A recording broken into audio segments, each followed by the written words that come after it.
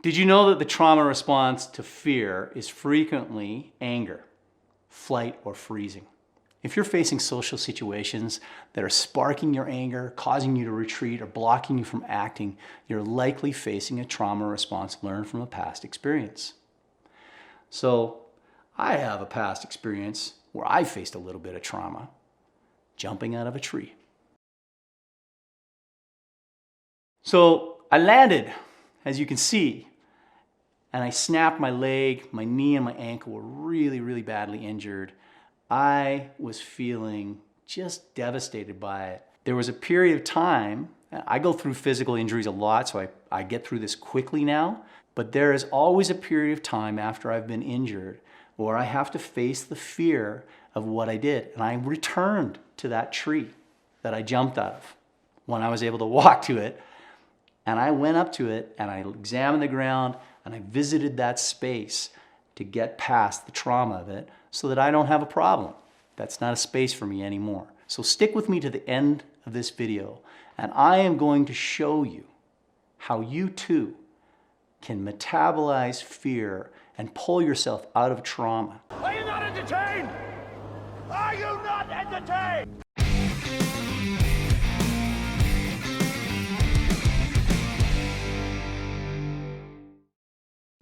And the most important thing that I'm going to teach you is how you can be aware of your emotions. It's crucial in overcoming a trigger situation, something that ignites your fear. So I want to tell you how your brain responds to moments of fear, because when you understand that, you can give yourself some space in how you have habitual responses to certain things that happen. It's like a cheat code for life, what I'm going to give you. It's a practice that is well known and it's called meditation. Did you know that meditation will build your emotional intelligence and allow you to identify your thinking process, your feelings, everything in a better way? And it gives you the space that will allow you to make a new choice in a moment of crisis. What happens to our brains is they're lazy and they form habits. And so if you have ever taking your kids to school, you know, it's a day you're supposed to drive your kids to school, but you end up on the highway going to work instead, that is a habitual response that your brain faced. And a trigger, you getting in the car in the morning, going to work, is what your brain follows without thinking. You actually lose the freedom of your choice when you're in a habitual behavior. And so when you're triggered, in fear, your brain moves to the most habitual behavior that you know in response to whatever it is you're facing. And you want to have a choice if you're being triggered. You don't want to fall into anger. So if you feel attacked because somebody is calling you stupid and then you get angry and you're like, "Rah!" and you realize, oh, that was stupid. I don't want to act that way. But you just fell into it. Meditation is the process that allows you to understand what's happening inside of you, and it gives you this gap. And I'll tell you, I mean, meditation is becoming pretty mainstream here now in North America, and they have done so much research on it, which is why it's becoming more and more accepted. They have proven that you actually increase gray matter on your prefrontal cortex if you include a daily practice of meditation. And what this does is that it allows you to stay out of the fight or flight response that you may have in a moment of crisis. Because your prefrontal cortex is stronger and is able to stay in reality and not be pulled away into habitual behavior. That's a powerful thing. That's a really powerful thing. To be able to see what's happening, identify your emotion, and make a change. And when I had been practicing meditation for about 6 months, I hadn't noticed any changes. I was thinking, this is a waste of my time. I would meditate every day. It was boring. It was hard. I didn't see a real benefit from it. But I took my daughter to a fairground here in Utah called Lagoon. There's lots of roller coasters and fun rides, and we're excited to go. And my wife dropped us off on the outside of the park, and we had to cross a road that was an exit road for the parking lot. And it was busy. It was a time of day, a lot of people were leaving. And my daughter was standing to the left of me. And we walked up and I stopped on the edge of the sidewalk and I looked to see the traffic that was coming. And my little girl stepped right onto the road in front of a car that was coming toward us. And I reached down and I grabbed her and I pulled her back and she barely missed being hit by a car. And I yelled, "Go, go!" like that. I was mad. And as I did that, I saw in my mind that I was not mad. I was terrified. And I saw in her eyes a wall of fear come up as I yelled at her.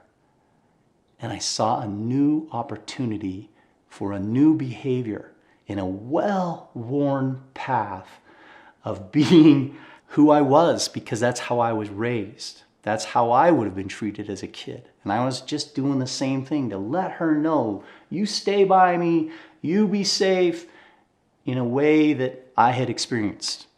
It was habitual. It wasn't the best, but it was what I had. And I grabbed her in that fraction of a second that I recognized that I was not angry, but I was scared. I wrapped her in my arms and I said in her ear, "Coco, I'm sorry I yelled at you. I'm not mad. I'm scared. I don't want to lose you. I love you. So you stick with me and we'll get across this road safe, okay?" And her little eyes melted and she fell into my arms and I dropped her down beside me and she held my hand, right? And instead of me yarding her across the road full of anger and her having a miserable time with me, she now felt safe with me.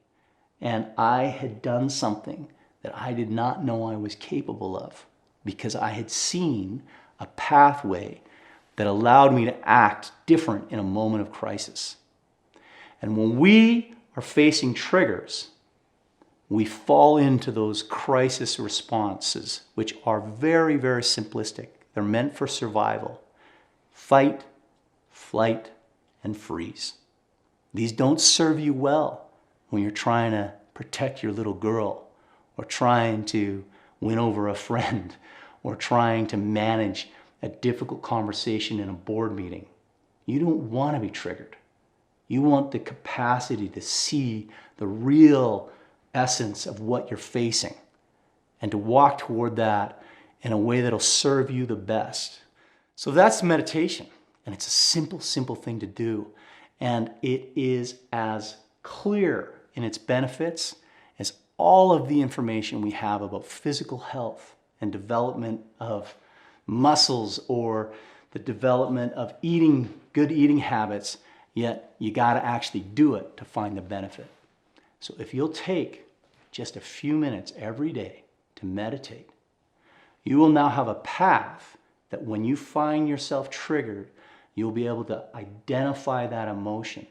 You'll be able to have a gap between your habitual behavior of the past and a choice to make a new pathway in your brain of behavior that could serve you far better than what you were doing. So let me just give you a quick breakdown of what meditation is, because meditation is something that can sometimes be seen as an exotic thing. It's really not. And it's not simply just wiping your memory clean. What it is it's sitting within the chaos of your mind, which is full of thoughts and feelings and emotions. And I call it a society of judgment and conversation. Your mind is constantly firing and seeing things and thinking things. And if you can sit down on the freeway of your mind at the very edge and let that traffic of thoughts flow and not get carried away into one of those ideas and find out what it is, but just identify it and let it pass. Identify it and let it pass. It calms your mind. It calms your emotions. It brings everything down, and it allows you then to create the space to identify what it is you're feeling in your mind. You need to do it every day for the benefit. Meditation will help you to make a new story, to change your behavior. And then you can be like me and be the dad that's not yelling at his little girl crossing the street, but holding her and keeping her safe and making her feel safe with him. If you want to know more about fear as a trauma response and how to manage that, you can also look at my video of how to heal from a friendship breakup, because there's some things in there about personal accountability and how you respond to fear and trauma that might be helpful for you in this situation as well. Check it out. If you like the videos you're watching, stick around, watch some more, hit that bell, subscribe, make some comments. Tell me a story of when you have had a trigger that you responded to, maybe in a good way or in a bad way. I'd love to hear from you. Thanks for hanging out. If you want to have more personal interaction with me, you can check out my link in the description below and see what I can do to help you with some coaching.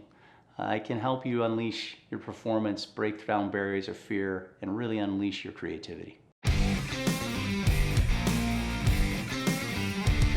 Here comes that next video. I know you're gonna watch it, because what else are you gonna do today? Just hang out on YouTube.